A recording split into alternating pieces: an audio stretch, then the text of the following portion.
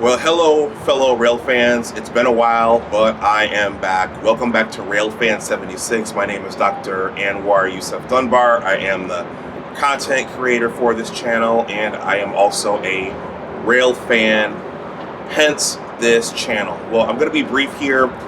This video, my Miami rail cruise Caribbean adventure, this was actually shot back in the spring of this year, but things have been so busy that I haven't had the chance to get this video up and to edit it and to process it and to score it with my narratives.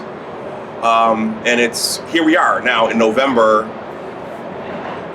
and the video was shot back in the spring, but I wanted to get this one up nonetheless.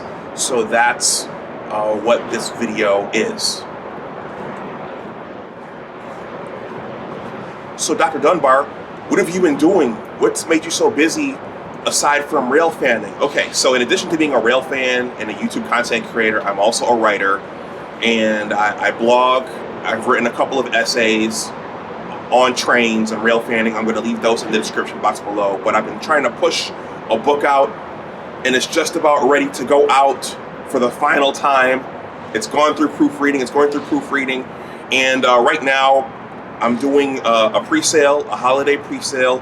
The book is called The Engineers, a Western New York Basketball Story. It's a story about what sports teach you about life, success, and failure as a young person. So what I'm going to do right now, the link to the book, if you want to purchase a copy, let me slow down. If you want to purchase a copy, you might have other interests besides rail fanning. I'm going to leave the link to my online store in the description box below. Use the coupon. Let me slow down. Use the coupon Railfanning76, and that will take, I think, about $10, maybe a little bit more. It'll create a nice discount off of the sale price, whether you want a hard copy edition or you want a paperback edition. But that information is going to be below. Again, that's my book. That's what I've been working on. That's why I haven't put any videos up here.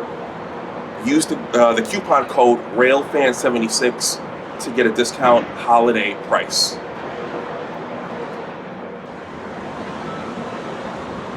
Okay, so that's everybody. That's what this video is. It's my Miami rail cruise Caribbean adventure, whatever you want to call it. You'll see what it is. It involved taking the Tri-Rail commuter train from the Fort Lauderdale International Airport down to Miami, getting on a cruise, going to the Bahamas, coming back, and then taking the Tri-Rail back up to the Fort Lauderdale International Airport. That's what this is. Please leave any comments below. I'd love to hear what you think about any of this, and I promise this won't, it won't be another 6 months until you see another video here, but this book is my life's work, and I've been working hard to get that out. So, let me see if I can do this because I haven't done this in a while. Okay, so,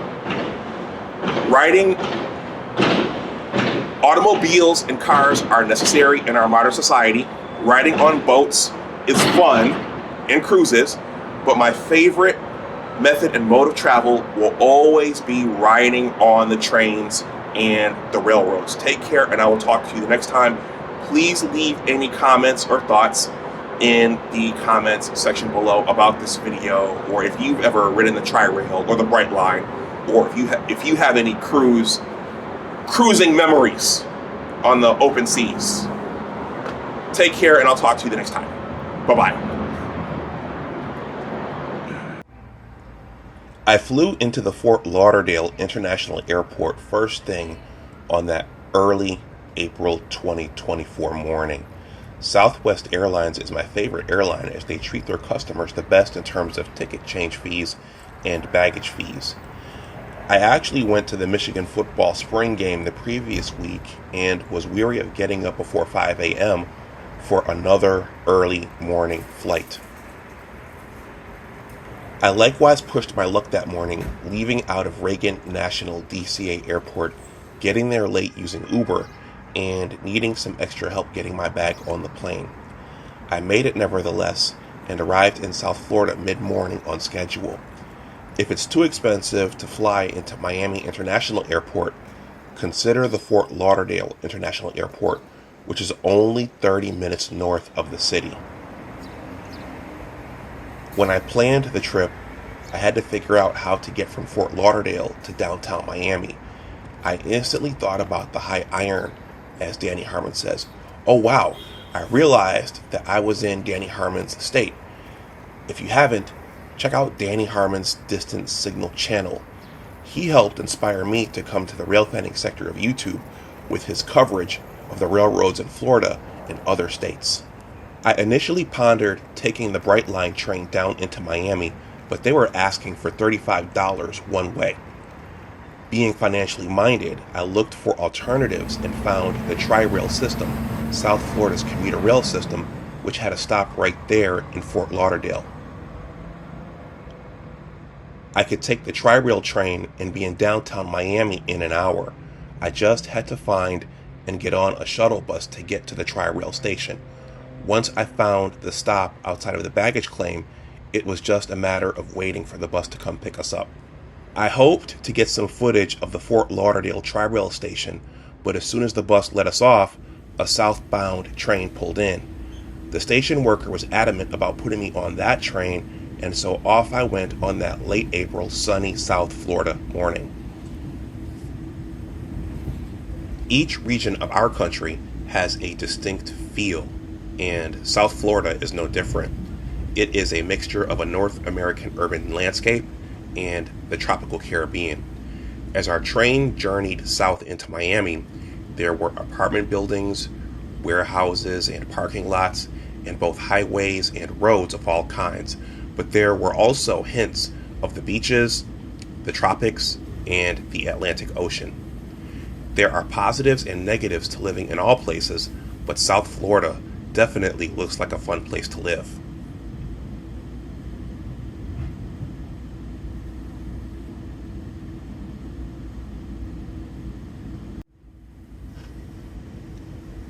The Tri-Rail commuter system actually gives riders access to 3 airport stations: Fort Lauderdale Station in the middle, Miami International Airport Station at the southern terminus of the line, and the West Palm Beach International Airport Station near the northern tip of the route.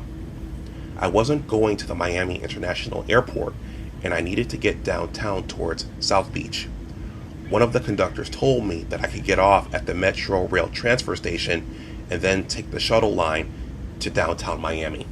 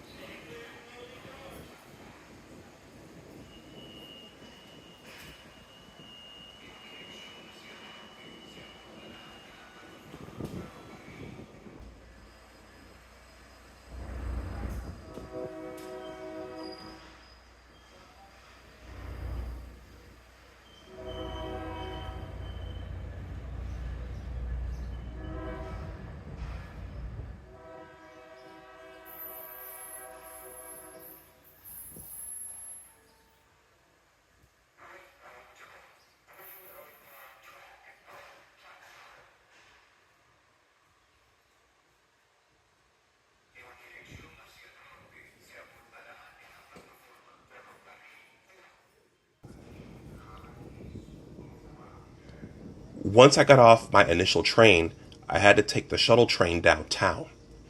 After my first train left, another one pulled onto the main line from a siding and picked us up.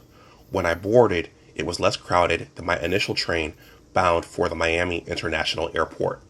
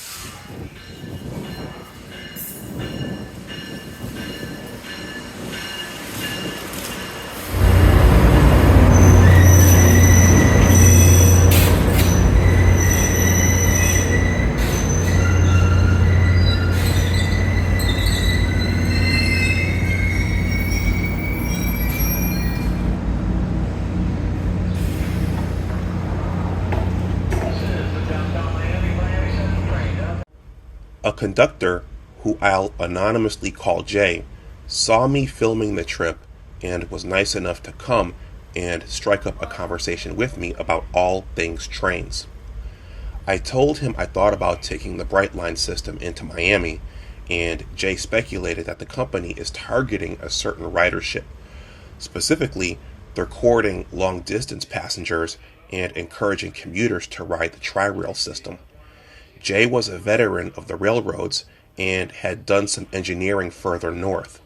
We talked about locomotives as well. Everything from the P-42 Genesis engines to the new stealthy Siemens Chargers to my favorites, the old GM F-40 PHs.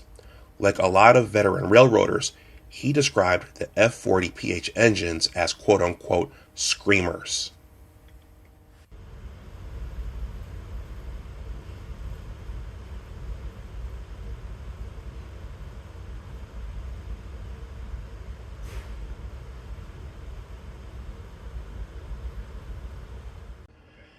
Jay told me that Amtrak's routes were back near the Miami International Airport and that we were heading into the Brightline station in downtown Miami, which I was excited about.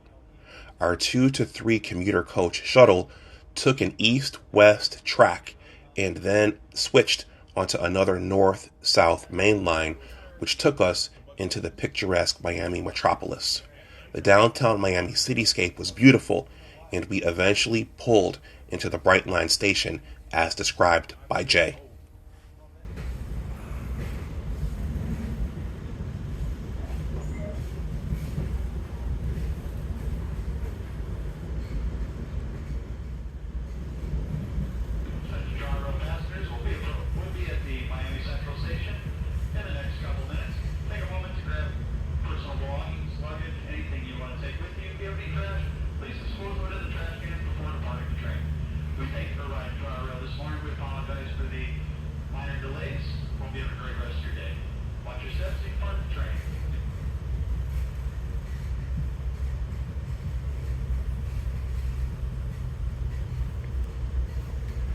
Can you think of a more beautiful downtown than that in the city of Miami?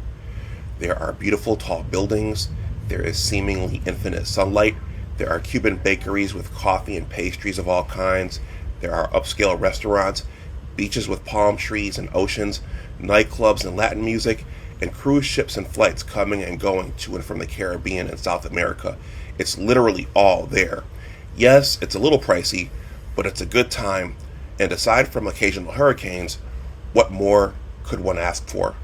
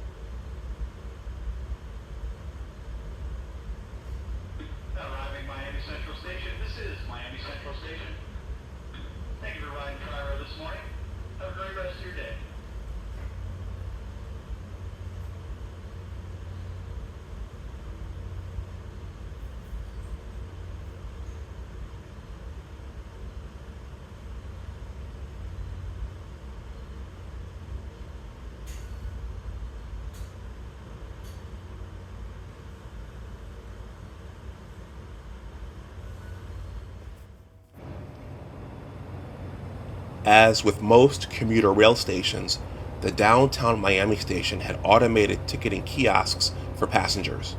In terms of livery, Our tri-rail cars were decorated with clear blue skies with clouds and palm trees, some of the distinct natural hallmarks of South Florida.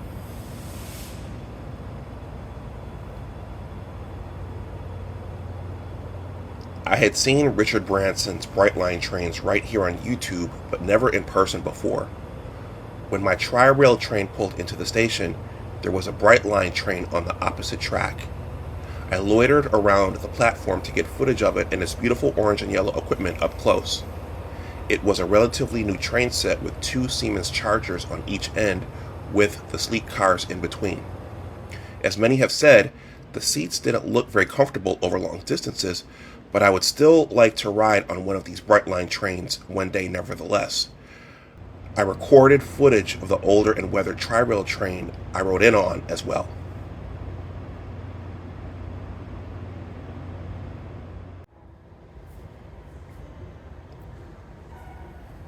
Jay, the tri-rail conductor, informed me that there were 2 separate stations, one for the Brightline system and one for the tri-rail system. After seeing a Brightline train, I definitely wanted to see the Brightline station. I can describe it in 2 words: luxury and upscale. It felt like an airport and a hotel wrapped into one, but it was a train station. There was a lounge on the second level, and then ticketing counters and kiosks on the lower level. The feel of the entire facility was very comfortable. After loitering around the station, capturing footage and hoping not to look suspicious to security, I sought out my ground transportation. I would have taken a taxi were it not $25. Uber was half that amount, and so being financially minded, that's what I used.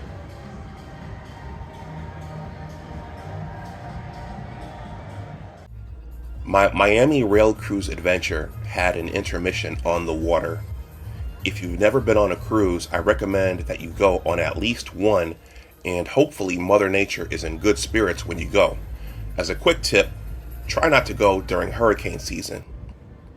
Cruises are like floating hotel parties with food, drinks, swimming pools, casinos, and game shows. Did I leave anything out?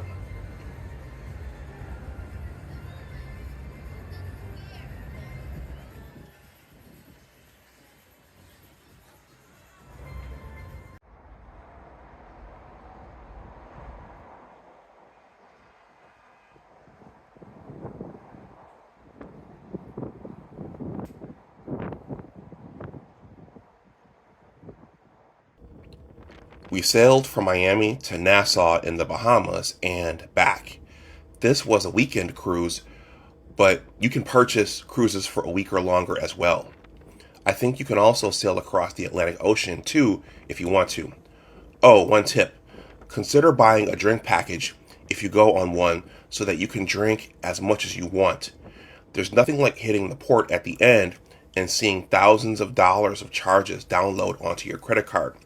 The charges can really rack up when you're drinking and having a good time.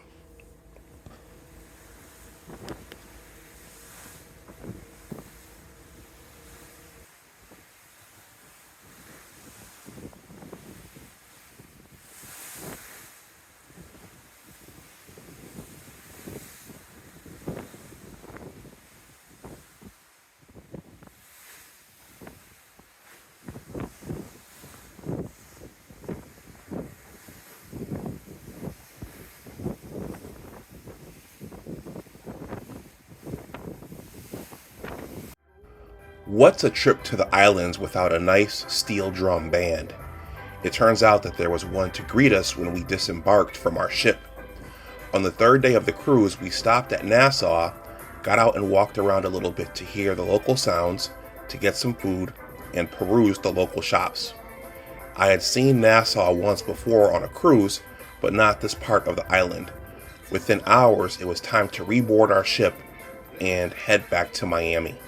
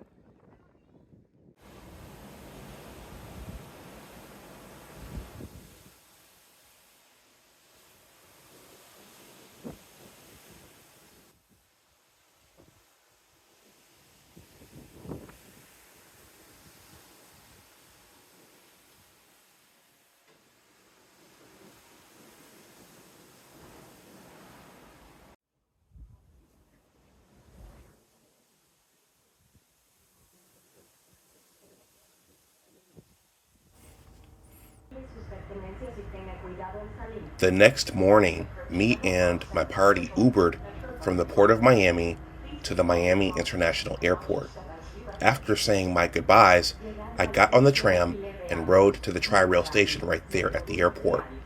My northbound train wasn't leaving for another hour, which left me lots of time on the Tri-Rail platform.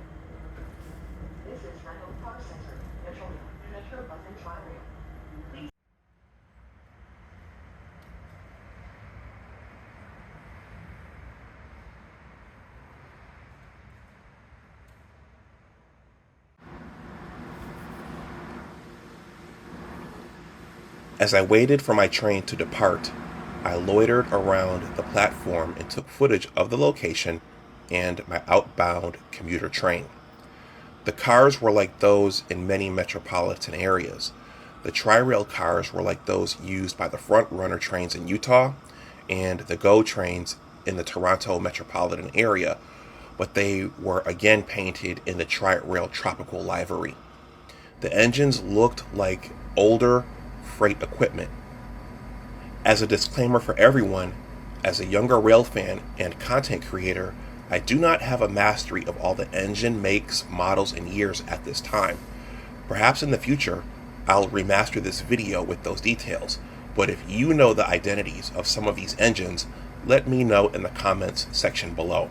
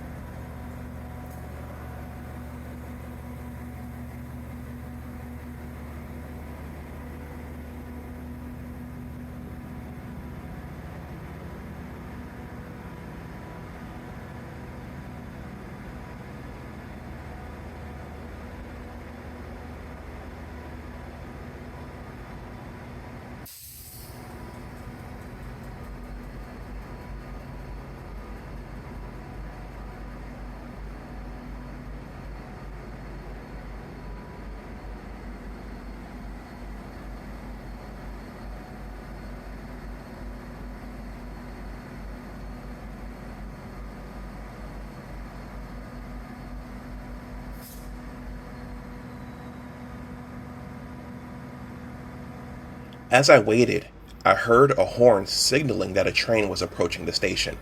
When I turned around, I got a surprise. Whoa! It was a General Motors F40PH engine, my favorite locomotive from the days of my youth riding the Empire Corridor trains from Buffalo to the Albany area in upstate New York. There aren't many active units around these days, and most have their engines removed so that they're makeshift baggage cars or simply cabs for conductors, while more modern units power the trains from the other end. As Engine 807 eased into the station, I listened to its signature hum, which again, many rail fans call screams. Shout out to Jay Wynn, who has a channel where he posts railroad videos from the 1990s in the north central upstate New York region, spanning from Utica to Albany. Watching his videos, I learned that the signature scream of the F40PH engines was a combination of the sound of the prime mover of the engine and the generator used to power the systems of the cars in tow. In some videos, you can hear the sound of the engine before and after that generator is activated. As I walked around Engine 807 in South Florida, I thought back to the days when these beauties pulled the Bud Amphley coaches along the rails of upstate New York, southern Ontario and Canada, and the rest of our country. It was a wonderful surprise.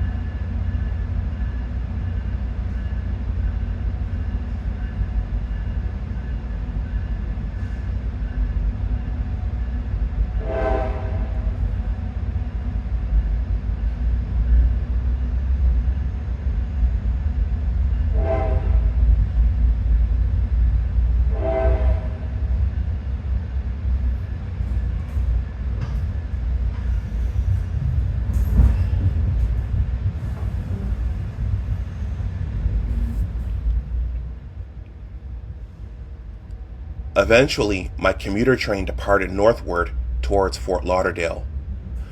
I got to once again view the beautiful Miami landscape and passed through areas like Hialeah, which had its own stop.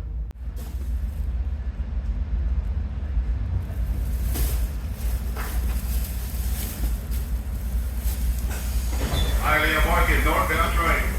Northbound train at departing Hialeah Market. Stand clear, closing doors, Hialeah Market.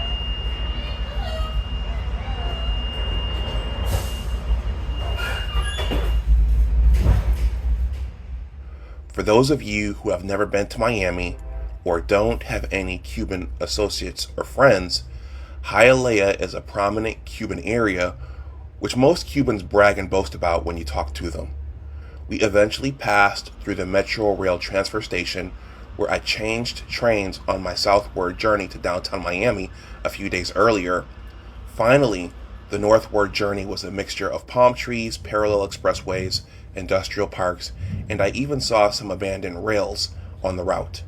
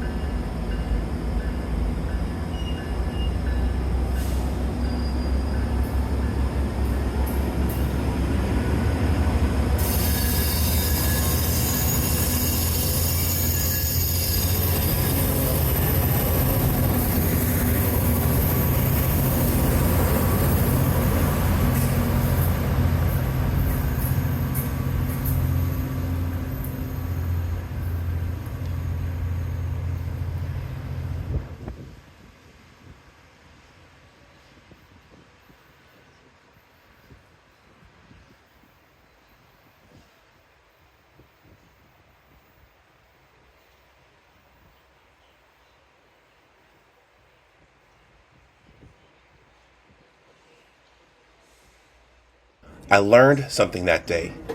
Southwest Airlines won't check your baggage more than 8 hours before your departure. I thus had to kill some time at a nearby Starbucks off-site in beautiful downtown Fort Lauderdale. Later that night, I returned to the airport, went through security, got some food at Burger King, and waited for my flight. I subsequently made it back to Washington, D.C. later on that night. I intentionally didn't show anyone else in this video, but thank you to those of you who invited me on this cruise. I honestly didn't think of shooting this video until I had to figure out how to get to downtown Miami from the Fort Lauderdale International Airport. I was also just thinking that while the cruise was fun, the train travel was the most fun part of this adventure for me, as you might expect.